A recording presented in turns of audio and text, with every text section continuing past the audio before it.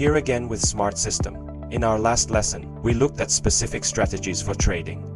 The head and shoulders pattern and the reverse head and shoulders pattern. Two patterns which can be considered reversal patterns when they show up on a chart. In today's lesson, we're going to look at something which is known as the wedge pattern, which is unique in the sense that it can be considered either a reversal or a continuation pattern, depending on the shape of the pattern and whether it occurs in an uptrend or a downtrend. So let's get started. We're going to start this one out by looking at the falling wedge pattern, which is characterized by pattern which forms when the market makes lower lows and lower highs with a contracting range. When you find this pattern in a downtrend, it's considered a reversal pattern, as the contraction of the range indicates the downtrend is losing steam. When you find this pattern in an uptrend, is considered a bullish pattern, as the market becomes narrower into the correction, indicating that is running out of steam, and the resumption of the uptrends in the making. So let's look at a couple of examples here. Try the dollar index, and you see the downtrend in place there. You can see the falling wedge in place there, and you see the two trend lines coming together as the pattern.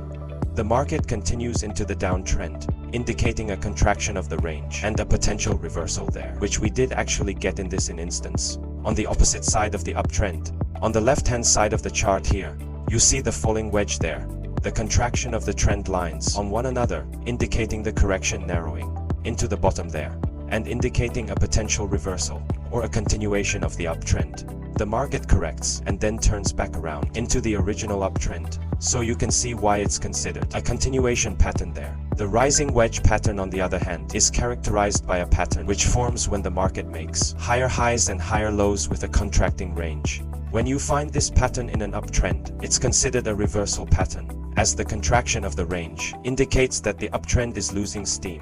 When you find this pattern in a downtrend, it's considered a bullish pattern, as the market becomes narrower into the correction, indicating that it's running out. The correction's running out of steam, and the resumption of the downtrends in the making. So you see here rising wedge. See the start of the downtrend to the left of that. See the break below, and the continuation of the downtrend. On that you see the contraction of the two lines.